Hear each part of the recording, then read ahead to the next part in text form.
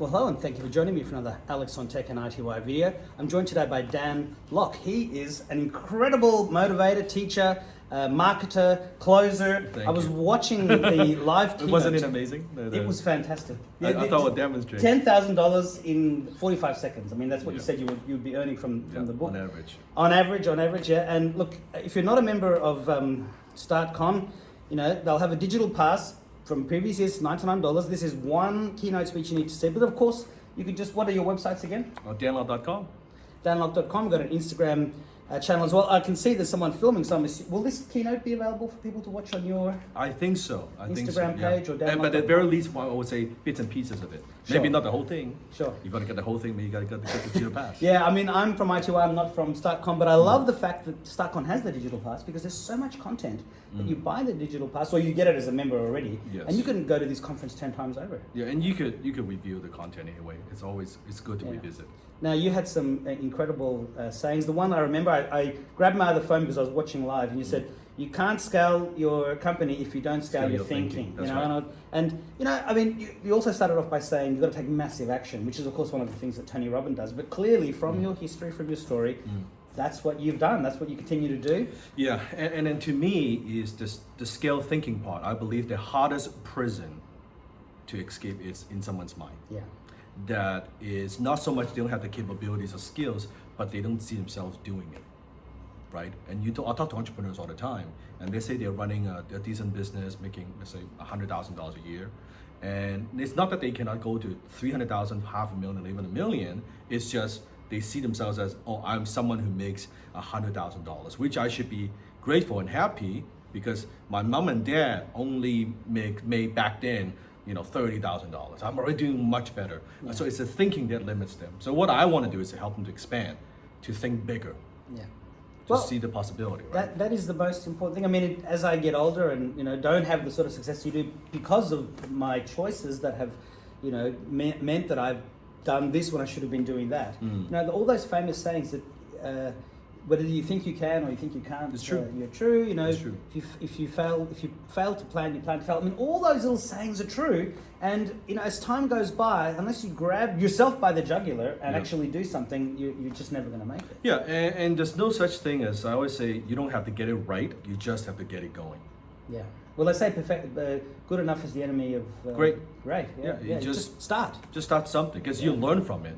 Right? And there's no such thing. Sometimes when I speak, I would do a question exercise with the audience. I would say, so how many of you have lost more than $10,000 in business? And I then go $20,000, $50,000, $100,000. I'll keep your hand up if you lost more than $500,000, $1 million, $2 million. I just go up and up. Yeah. And I said, so until the very end, no hands up. I said, my hand is still up. Yeah. Well, my hand will still be up too because all that opportunity lost. There you go. So it's not that I succeed because of course there are many factors, but it's more so because I fail more than most. I talk about in the beginning of my talk, failures. Yeah. I said for some entrepreneurs, they fail 1 time, 2 times, 3 times.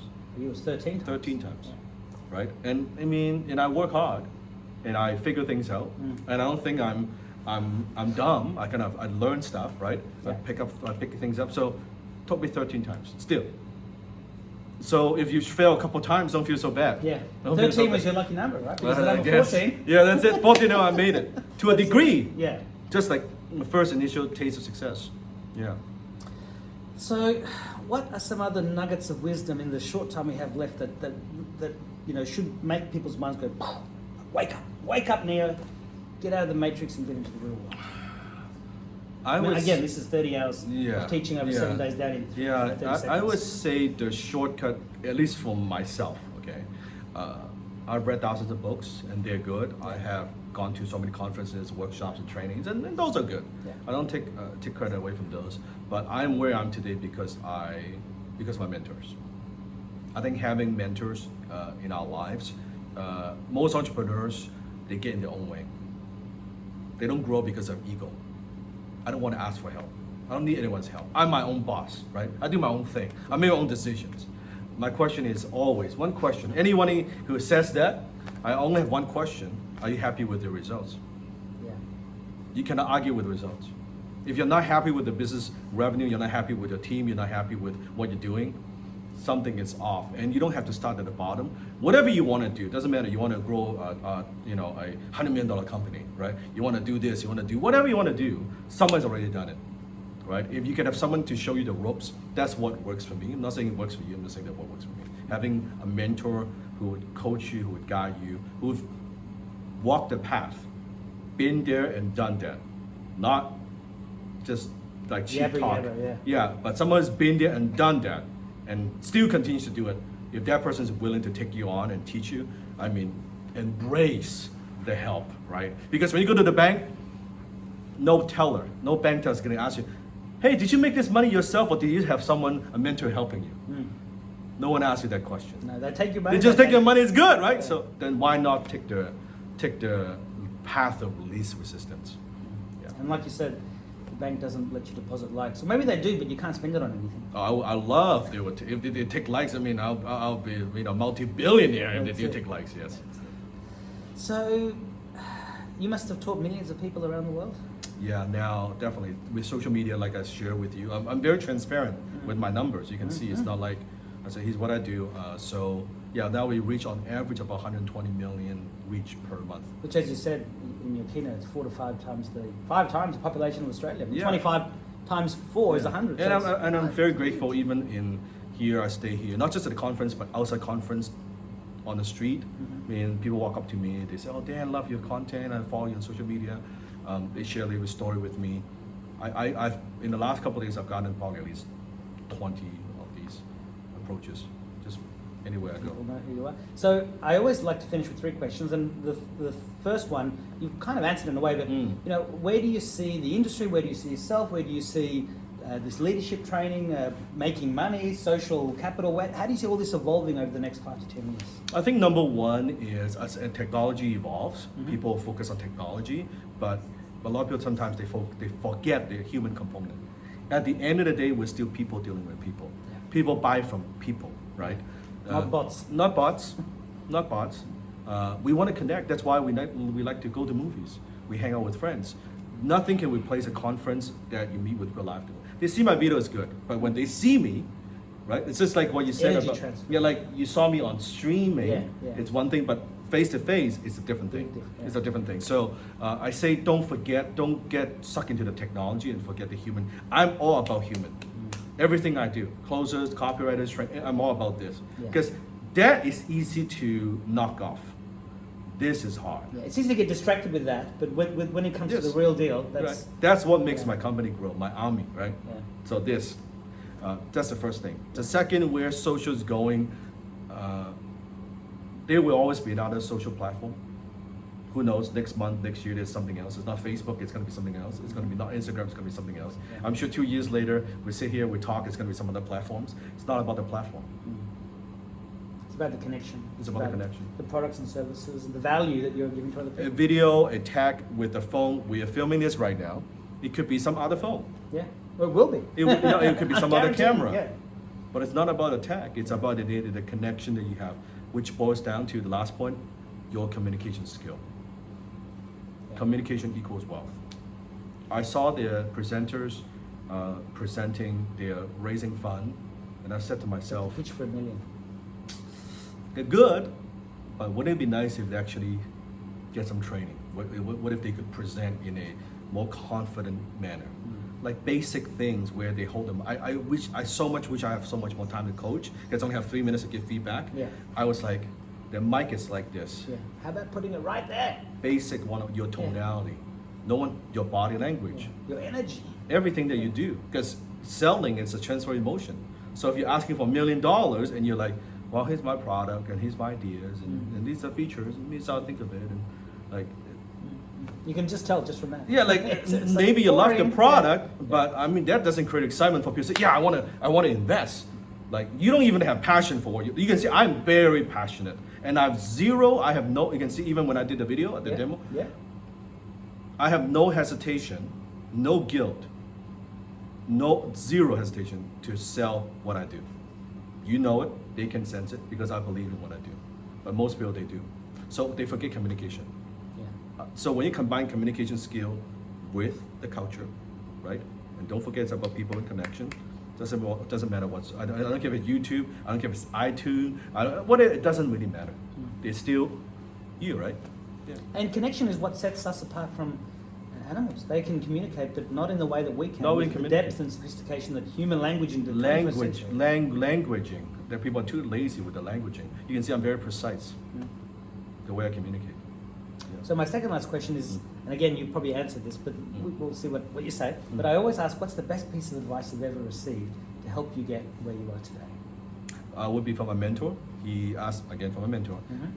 One time he asked me the question, Dan, what do you think is the number one quality of a successful entrepreneur? And I said, well, that person must have a vision, or that person must have a great idea. I said, no. Oh, that person must have a great team. Okay, no. And then, well, that person must have a lot of resources, capital. No. And I kept guessing and guessing. He said, and all those are important qualities, he said, but it's not the number one quality. He said the number one quality of a successful entrepreneur is the ability to endure pain for a long period of time. Very true. The ability to endure pain for a long period of time. It's how much you can take before you get the payoff. I mean, there's no, instant gratification in our modern world is a bad thing. And knowing you may never get the payoff, because not everybody succeeds. But doesn't mean you don't risk. But the payoff would be that if you keep going, you will use all that knowledge on another project. I mean, That's 13 failures before you started. Some project would work. Yeah. So the payoff is maybe not for that project, but for a future one. That's right. And then the ability to, and so when I say pain, it's not just physical pain. I'm not just talking working. I'm talking emotional pain. Maybe your family doesn't support you. Right? Maybe your spouse is complaining, why are you not spending enough time with me? Maybe your friends are saying like, why you like a workaholic, you don't spend time with us. Maybe your relatives, even your mom and dad, they say they suppress the drive that you have. That's the difficult part. That's not something you just talk about at a conference. This is not just a how-to, this is something much deeper. You feel it. It's something much deeper.